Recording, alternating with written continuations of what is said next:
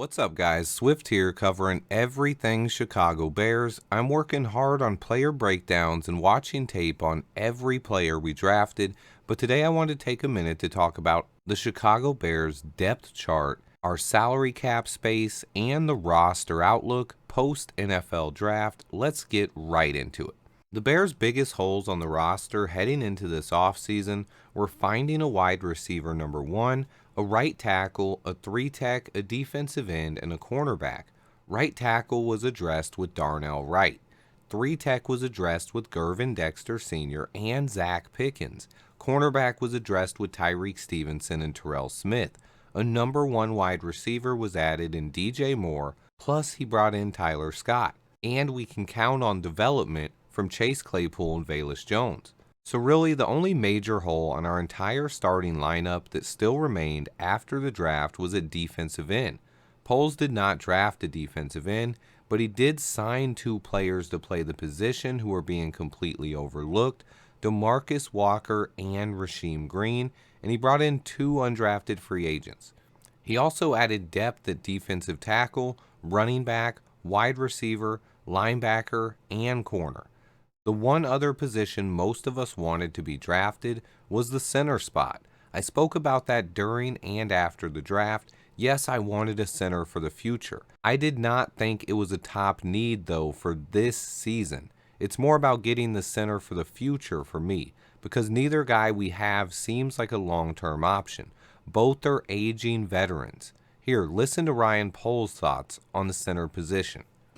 For right now, I feel good with Cody and Lucas, both as leaders and players. They've both played that position well in the past, so I think we're in good shape there. And obviously, that's my job, is to always look forward and add competition in certain positions, and we'll continue to do that. I said the exact same thing. He wants a leader on this offensive line at the center position. Remember, we have a ton of young players on this offensive line, so Ryan Poles and Luke Getsy want a veteran option at the center spot. They are responsible for making all the calls on the offensive line, and neither of them were comfortable with having a rookie there this season. I also agree that between Cody Whitehair and Lucas Patrick, we should be much better at center this season. So it leaves one big question mark after the NFL draft at defensive end. Ryan Poles and Matt Eberflus were asked about adding a free agent defensive end, and Poles said it's definitely a possibility. Here's the clip. Camp's a long ways away, so we'll stay on our toes, and if something presents itself, we'll be able to do that. We can do it financially as well. So I believe the plan here is to bring in a free agent defensive end. We still have $30 million in available cap space after the draft. This is after taking out the projected rookie contracts, which is determined by what pick they were taken at. Now, assuming Ryan Poles uses 10 to 15 millions on contract extensions later this season, it still leaves another 15 million to add players on one-year deals for this year, or more. We also are number one on waiver priorities until the season starts. There should be a lot of veteran and even rookie defensive ends that end up getting cut after preseason, and some guys who will get cut well before then.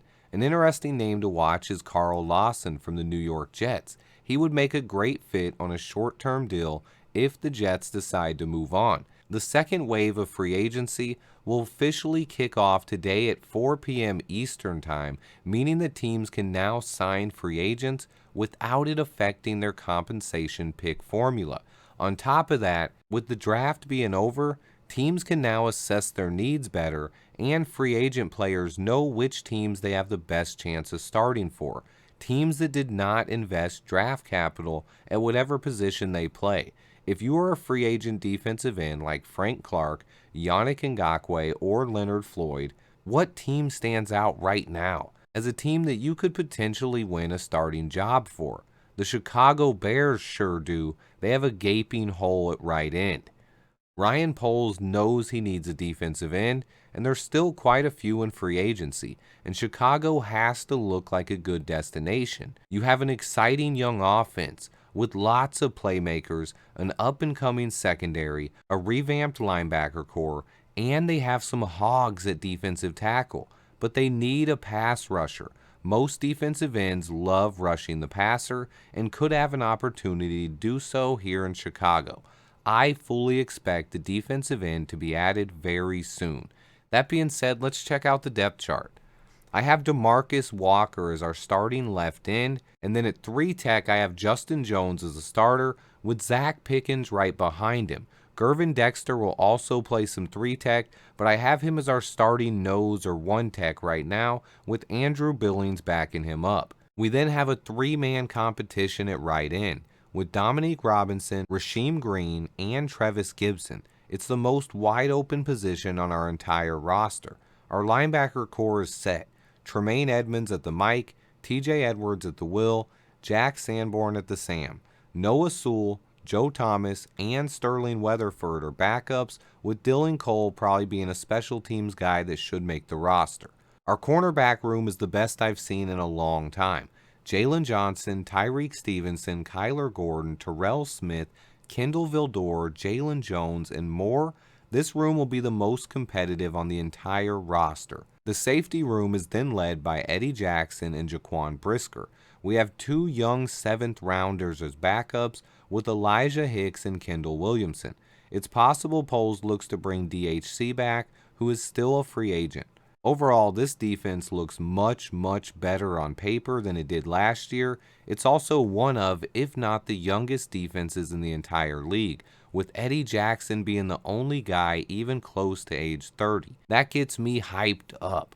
On to the offensive side, speaking of being excited, this offense on paper has the potential to be really good, explosive, and exciting.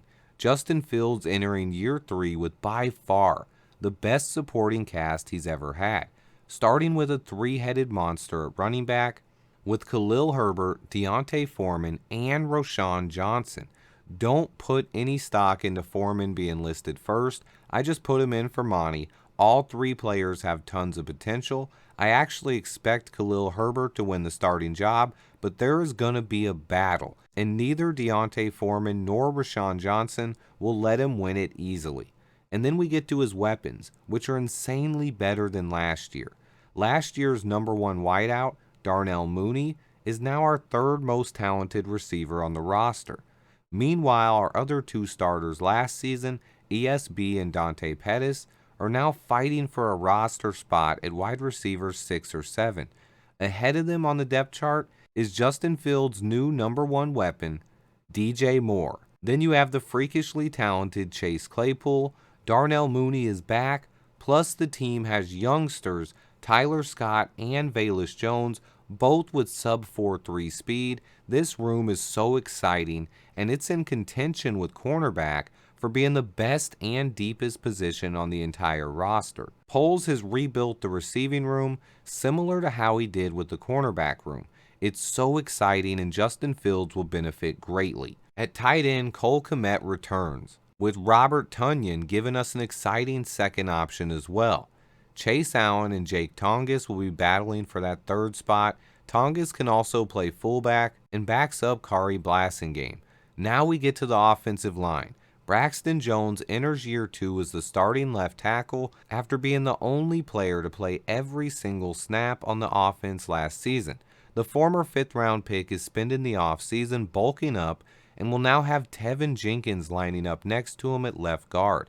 Jenkins is fully healthy and working on improving his flexibility and core strength this offseason. At center, we have Cody Whitehair as the starter, moving over from left guard to a position he previously went to the Pro Bowl playing. He should solidify the position with a veteran presence, but Lucas Patrick is another potential veteran option as well. Lastly, you'll have Doug Kramer's development, which we'll be watching closely in the offseason. At right guard, we have newly signed Nate Davis solidifying the position. He should be one of our best linemen. Then at right tackle, we have Ryan Poles' first ever pick in the 1st round of the NFL draft, Darnell Wright out of Tennessee. Darnell should come in and be a plug-and-play day 1 starter and potentially become our best offensive lineman. He has Pro Bowl upside. Trenton Gill is our starting punter and kickoff man, with Cairo Santos being challenged by undrafted kicker Andre Smith. Ryan Poles has completely overturned this roster. 18 of the 22 starters are Ryan Poles guys. The remaining leftovers in the starting lineup from Ryan Pace are Justin Fields, Darnell Mooney, Jalen Johnson, and Eddie Jackson. I didn't count Whitehair or Tevin because Poles is moving them around and they no longer play the position they played before. But even if you count them, that's still 16 new guys out of 22 starters. That's 73% of the roster overturned in 16 months. If you count the 18, it's 83%. Ryan Poles has officially put his stamp on this roster. The foundation for long-term success is in place, and Poles and Eberflus have came together to find guys that fit what they together are looking for. Having a head coach and general manager that are in sync and like the same thing in players is the most underrated aspect of our entire rebuilding process. I think these two are doing great things in rebuilding the Chicago Bears and restoring the monsters of the Midway. I'm a huge fan of both of them. Eberflus recently made a point in a press conference where he says we built this team, correcting a reporter that said Ryan Poles built the team.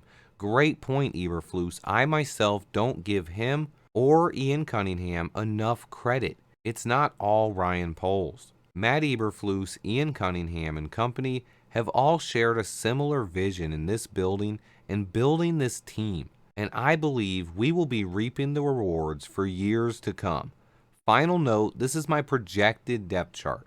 Most of it's pretty concrete, but some of it is me speculating. Stay tuned, guys. I'm staying busy watching tape on all of our rookies and learning everything I can about each one. Stay tuned. Please remember to hit that like button for me. And until next time, bear down.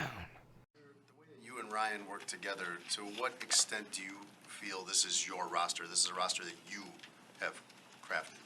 I would say we've crafted. Yeah.